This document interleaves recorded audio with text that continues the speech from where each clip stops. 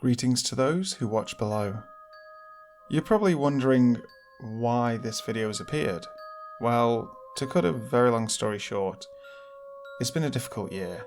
There's been a lot of change in my life, and I've finally found the time to come back to YouTube. And what better way to start than with 3 tales from paranormal investigators. Enjoy. Being Watched and Dragging Down the Hallway by Enchanted Bunny. Recently, a friend and I began talking about hauntings. I hadn't known him for very long, but as we were getting to know each other, we talked about whether we believed in ghosts. Since I work in a haunted location, I told him that I did, and he told me about the house that he lives in. And of course, I had to have a look for myself, particularly as an amateur paranormal investigator. To start with, he told me that an elderly relative of his, who owned the house and passed away, remains in the house. She doesn't like it when people leave lights or appliances on, and will often turn them off if they are left unattended. She is generally quite good-natured, but if someone unfamiliar to her doesn't follow her house rules, she can be known to show her displeasure. For example, she absolutely hated people smoking in the house, especially as she wasn't a smoker herself. Should anyone smoke within the walls of the home, she tends to do things like hide their lighters or cigarette packets from them. They would then be found in really strange locations, like in the bathroom sink or in front of the back door, almost as though she was trying to hint towards shooing someone out the door. She would occasionally call out, usually during the night and normally a greeting, like a hello. As long as someone she is familiar with is in the house, she is generally known to be a happy presence. When it is only people who are strangers to her, she appears to try and ward them off, by aggressively turning lights on and off, rattling doors and windows, that kind of thing. She was such a strong woman when she was alive, that it would appear as though her strength kept the original spirits in the house at bay. She would talk to them in her native tongue, which was French. When necessary, she would occasionally raise her voice and almost sound like she was warning them off. As my friend doesn't actually speak French himself, he couldn't really tell what she was saying, except sometimes when she would swear at them. As her health began to deteriorate, it would appear as though the spirits in the house would then gain some strength, and she wasn't able to control them quite so much. My friend told me that once she passed away, the spirit activity increased significantly. He's not sure if it was initially her spirit, or those of the original inhabitants of the house. It isn't known exactly who the other spirits in the house are, only that they don't appear to appreciate people being in their space. One night, my friend awoke and found 4 human figures standing around his bed. Frightened, he closed his eyes and reopened them, but the spirits were still there. They didn't move, they didn't speak, but he got the feeling that they were very aware of him and were trying to intimidate him. The original idea behind their existence in the house was because, when his relative bought the house, a certain area under the floorboards had been dug up and re-cemented. His relative would often joke that maybe someone buried a body down there. Despite extensive searches, no origin story for these spirits has ever been conclusively proven. Their main target lately seemed to be his new housemate. He would often wake to the sensation of someone sitting down on the end of his bed and a freezing cold chill in the room. He would hear someone talking out in the kitchen, down the other end of the house, and calling out in an aggressive tone, as though they were mad. He would only hear this when he was home alone. Both my friend and his housemate hear the sound of something being dragged down the hallway and heavy footsteps thumping towards their rooms. It doesn't seem to matter whether there is only one or both of them home. It happens at random a lot of the time. Sometimes several nights in a row. Sometimes it doesn't happen for a month. The dragging sound also occurs outside the bedroom windows, as though someone is dragging a heavy bag of something through the backyard. My friend has a nephew who also stays in the house sometimes. His nephew has reported to him that sometimes objects will be moved in front of him, like TV remotes and glasses. He says that sometimes they try to talk to him, although he has never said exactly what they have whispered to him, only that it scares him and he doesn't want to talk to them. He says that he sees a man standing in the hallway. He doesn't appear to move or react to being seen. He just stands there until the nephew looks away, and then he is no longer there when he looks back. So, based on what he told me and my love and experience with the paranormal, I asked him if I could stay over for a night or two with some equipment and do a little investigating. He agreed, and before I knew it, I was stood in his lounge holding a tape recorder and asking questions. I began with asking who was in the house and why they were there. Almost immediately, a voice came through, saying the name John. There was little in the way of further communication using this method. The only exception was when I asked why they liked to sit down at the end of the housemate's bed in the middle of the night, and the housemate's name was repeated twice. So I decided to change my investigation a little and try baiting them by reenacting an event that both occupants of the house told me often triggers activity: having a shower. It had been mentioned to me by both of them that they would be having a shower, and as they opened their eyes after rinsing off their face, they would see a dark figure on the other side of the shower screen. While this wasn't really something I wanted to experience, I wanted proof for myself that the house was haunted, even if it wasn't proof I could hold in my hand. So I undressed and ran the shower. After climbing in and beginning to wash, I got the distinct feeling that I was being watched. As my friend had left the house to collect dinner, I knew it wasn't him. I thought perhaps it was just my nerves getting the better of me, so I continued. I rinsed my hair and was about to turn off the water and get out, when I heard a very quiet but definite sound of the handle on the door of the bathroom creaking, as though someone was opening the door. I opened my eyes and looked through the screen towards the door and saw a flash of darkness, almost like a shadow running through the room. It was enough that it temporarily blocked out the whiteness of the towel that was hanging on the back of the door. I quickly turned off the shower and stepped out, in a hurry to get dry. As I did, I heard my friend arrive home and call out. After I dried and dressed, I went out to greet him, and he said he thought he saw a man standing in the window as he pulled through the driveway and wanted to know if his housemate had returned home. We thoroughly checked the house, then called the housemate. He was watching a movie at the time, so we were sure that it hadn't been him. Fast forward to later that evening, I was resting on the couch with my eyes closed, nervously trying to sleep. There was a dim light in the room as the kitchen light had been deliberately left on, as I was anxious about sleeping in the house in complete darkness. I managed to doze off after about an hour or so. I kept stirring, my sleep restless, but finally I managed to fall asleep properly. I woke up around 4:20 a.m, woken by the sound of someone calling out in distress. As I opened my eyes, I saw the figure of a man stood in the hallway looking at me. He didn't move, he didn't say anything, but I could hear the sound of someone breathing heavily, as though they were enraged by something. I sat straight up and couldn't take my eyes off of the figure in the hall. I began to shake as I was scared, and decided to call out to my friend to see if he was awake.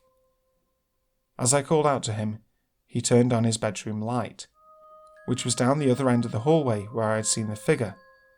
The figure disappeared as soon as the light turned on, and my friend came out into the hallway to check on me. I decided I wasn't going to be able to sleep anymore, and figured I might leave, as I was still quite shaken by the incident.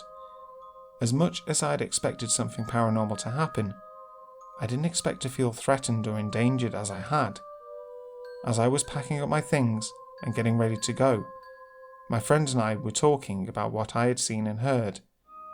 We both heard the sound of someone chuckling quickly, as though they had delighted in scaring me. I left the house in a hurry. My friend continues to live there for now. I haven't returned, and have vowed that I won't. I'm clearly not wanted in that house. I Spent a Night in a Graveyard by Michael M95. I spent a night in a graveyard. Kind of. We actually went on a series of nights, most recently Halloween. Why go to a glitzy Hollywood-induced costume party when you can celebrate it the old-fashioned way with a good old ghost hunt. A proper stakeout with coffee and biscuits. We went well armed with a torch, digital camera, voice recorder, and of course, our own senses and judgment. Probably the most important tool of all, but also the one most prone to error. Amateurish tech by proper ghost hunting standards, I know, but you have to start somewhere. This tale comes from the Scottish town of Troon, specifically an old graveyard in church ruins on the outskirts called Crosby Kirkyard. It dates back to 1681, but an older church apparently stood on the site as far back as the 1200s, so we're talking really old here. It was officially closed in 1868, when the town got a bigger cemetery, and the gates have been locked ever since. According to legend, the roof of the church blew off during a storm the same night Robert Burns, Scotland's national poet, was born in the nearby town of Ayr. However, that tale does sound apocryphal and made up. What's more interesting is a poem made about the place by one John Lang, alleging it to be haunted by geists and spunkies. Don't just take my word for it. All of this information can be found online. This is a real place with real history.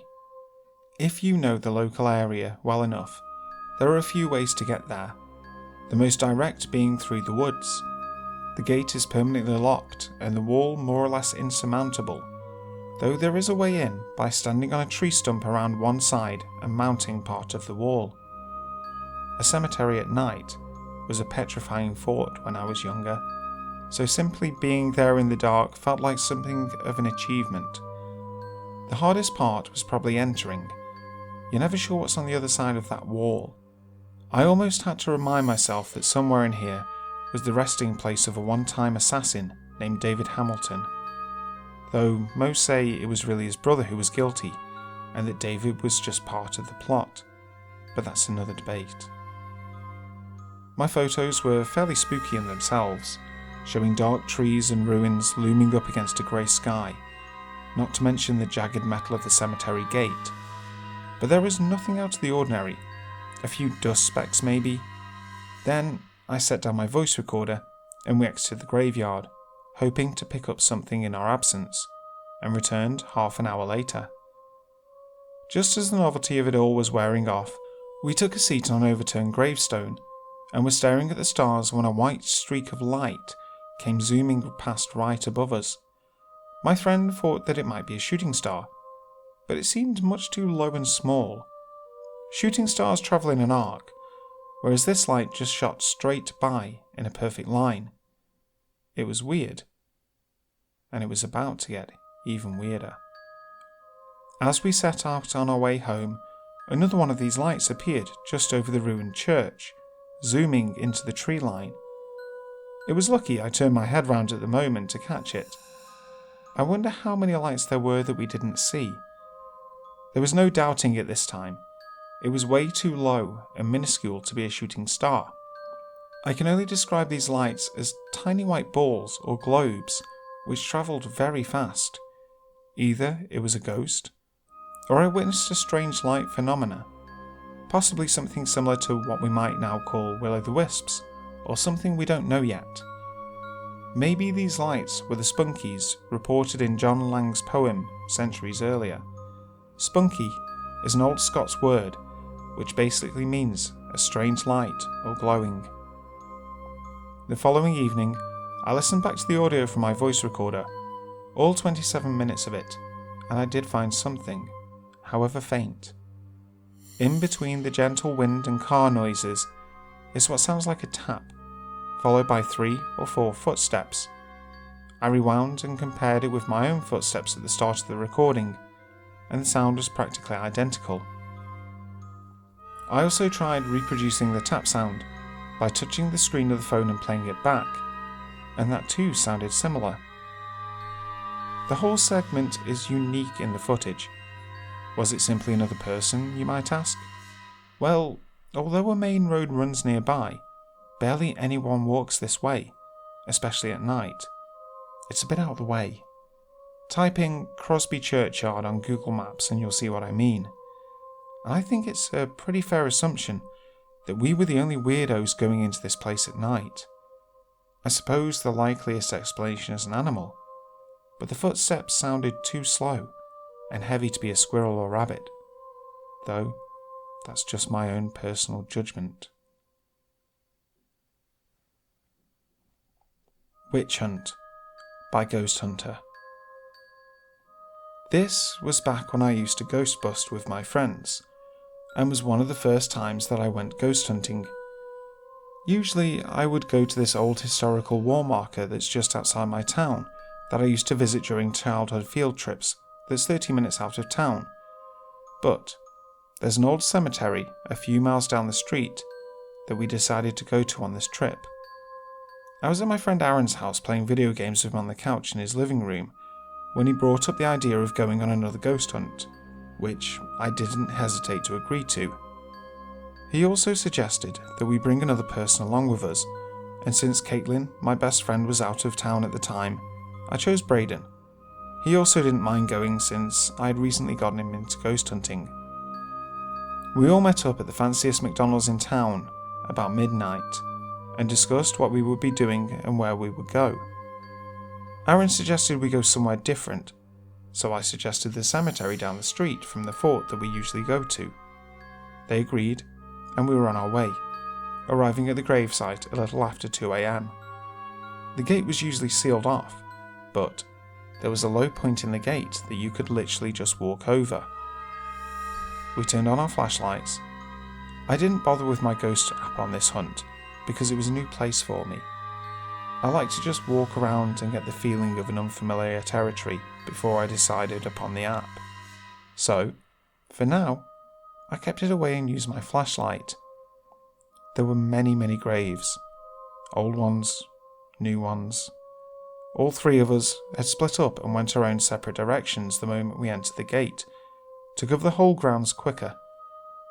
I went towards the back, Aaron took the middle, and Braden stayed with the graves along the front of the yard. We wondered our positions until we heard Aaron call us over to where he was.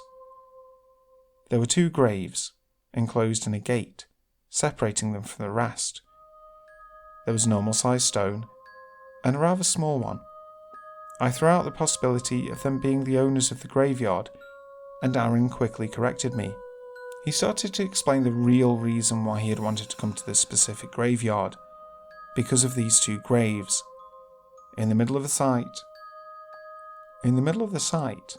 but gated off for some strange reason. He had done some research and discovered that back in the 1800s, a mother was burned at the stake for the assumption that she was a witch and had been caught practicing witchcraft. Her baby was burned as well, for it too was considered a witch, thus explaining the small headstone next to the normal-sized one. It was sad just to think about. I felt bad for them. Burned at the stake, it's horrible. After giving my condolences, we all went back to our normal positions across the gravesite. I lingered in the back. There was a crop pasture further back behind where the back of the site ended. Just dirt. You could probably see the first 30 feet of it, and then pitch black darkness due to the lack of light.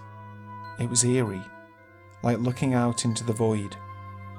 I had walked from one back-end corner to the other when I heard some kind of calm whistle. That's what I thought I was hearing anyway, up until I slowed my breathing and focused my hearing on the dark void in the distance, where the sound had seemed to be coming from. It stopped as soon as I had noticed it, and I called my friends over to where I was and told them about it. I remember Braden snorting at me. "You think someone whistled at you?" I was too focused on the void in the distance to care about his dumb comment. I felt like there was something out there. I felt it in my gut. Unlike Braden, Aaron actually believed me and said that we should all wait there to see if it happens again, for them all to hear, and so we did. We waited a good 10 minutes before we heard the same sound, but this time, it was different. It was closer, and we could all hear it clearer. It sounded as if it were just on the brink of where our flashlights met the start of the dark void. It was so much closer than before.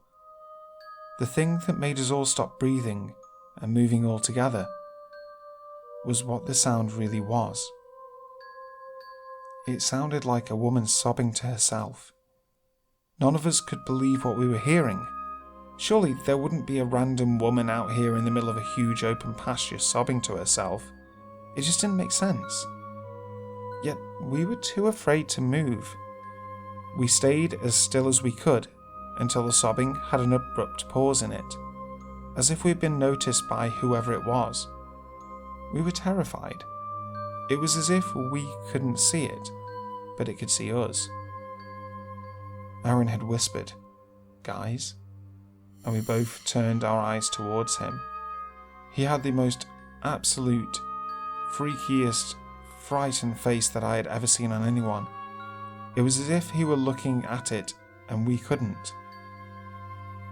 The witch. I almost went into panic. Was it possible that he was actually seeing her? Was it really the witch that we had stumbled upon? I didn't know what to do or what to say. Braden was the main skeptic of the group, and he had no words or smart remarks. He just kept his face fixed on the void. We all did. Then, the woman snickered. With that, Aaron bolted towards the car. Braden and I weren't far behind either. It was one of those runs where you're panicked and you can't scream, but your legs do the screaming for you.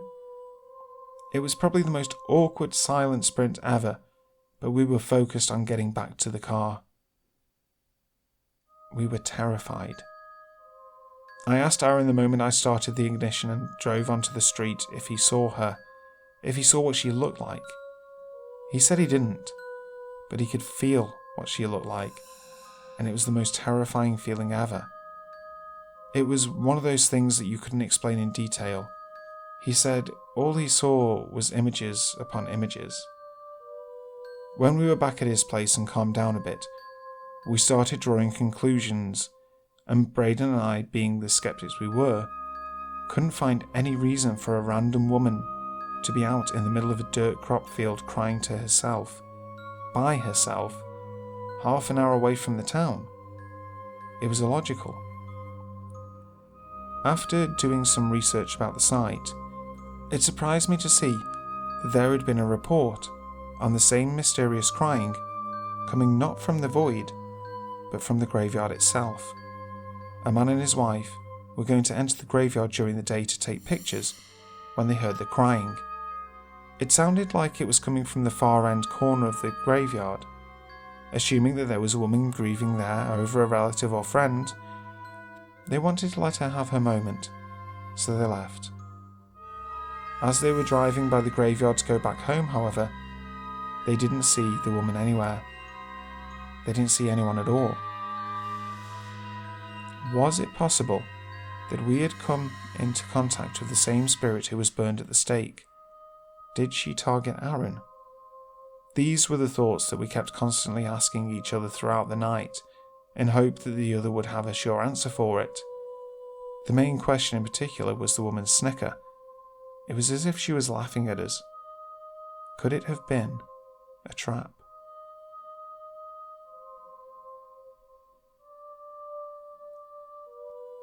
Hi again, guys. Thank you so much for watching today's video. I really hope you enjoyed it. It felt great to get behind the microphone again and tell some creepy stories. It's been such a long time, and I really hope that you stick around because I plan on doing a lot more of them. To ensure that you get my next video, make sure that you both subscribe to the channel and also that you click the notification bell, because then you'll be the first person to know when I get a new video out.